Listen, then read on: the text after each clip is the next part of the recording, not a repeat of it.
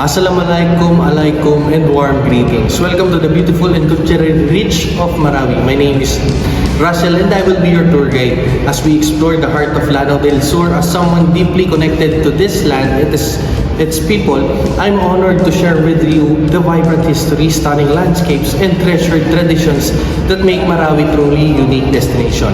From the tranquil shores of Lake Lanao to the majestic Grand Mosque, and from sacred mausoleums to historical landmarks of resilience. Each stop on our journey offers a deeper understanding of the Maranao spirit and heritage.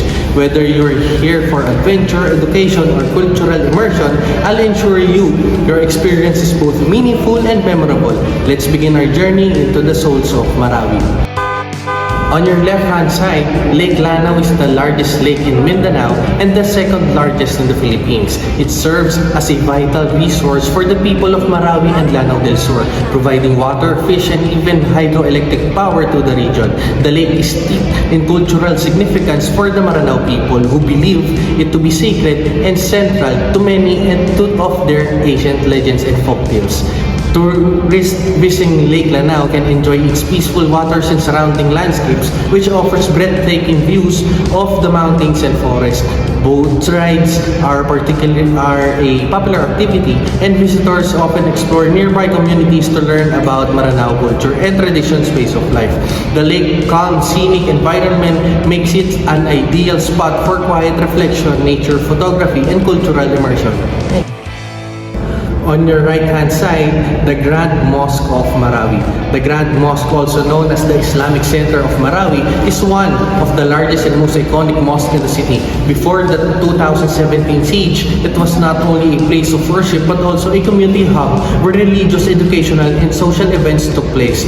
Though it sustained damage during the conflict, efforts have been made to restore its grandeur and return to its place as a central pillar of the city's Islamic destiny. Visitors to the mosque are often awed with its grand architectural design with towering minarets, intricate Arabic calligraphy, and serene prayer halls. For those interested in Islamic agriculture and culture, the Grand Mosque is a must visit. It also serves as a symbol of resilience of the people of Marawi, reflecting their determination to rebuild the preserved and cultural heritage. On your right-hand side, Mausoleum of Sultan Konding.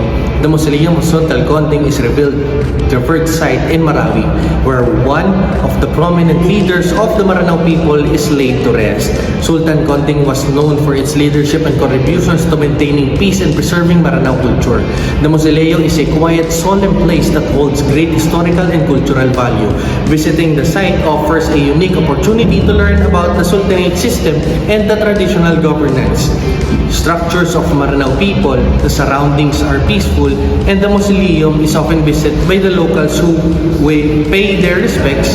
It's a meaningful destination for those interested in history, spiritually enriched lineage of Muslim leaderships in the Philippines.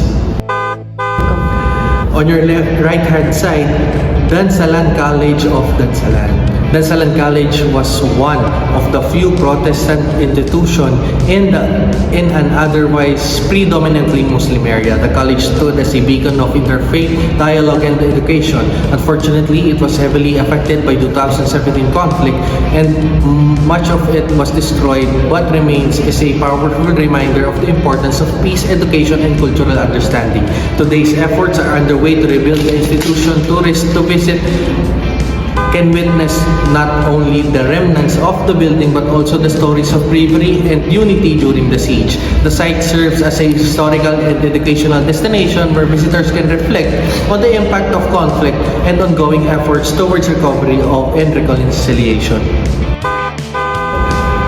Aga Khan Museum of Islamic Arts. Located within the Mindanao State University campus, the Aga Khan Museum of Islamic Arts houses a vast collections of Maranao and Islamic artifacts, from intricately woven malongs to traditionally weapon and musical instrument. The museum offers a deep dive into the rich heritage of the Mindanao people, and other Muslim communities in Mindanao. Visitors of the museum gain profound understanding in the artistry and traditions that have been preserved for generations. It is a must-see for everyone interested in Filipino Muslim culture, showcasing everything for ornate of your cravings to historical documents and royalty regalia. The museum is educational, enlightening, and a valuable cultural resource that adds depth to any visit to Marawi. And with that, our journey through the proud and resilient city of Marawi comes to an end. I hope this experience has given you not only a deeper appreciation for our culture, tradition, and sacred spaces, but also a sense of the strength and beauty that lives within the Maranao people. From the calm waters of Lake Lanao to the echoes of our history and our mosques and monuments, thank you for you walking with me through stories that continue to shape our identity. It has been an absolute pleasure to guide you today. On behalf of the people of Marawi, I wish you safe travels and lasting memories. Until we meet again, Magsugul, thank you, and peace may be upon you.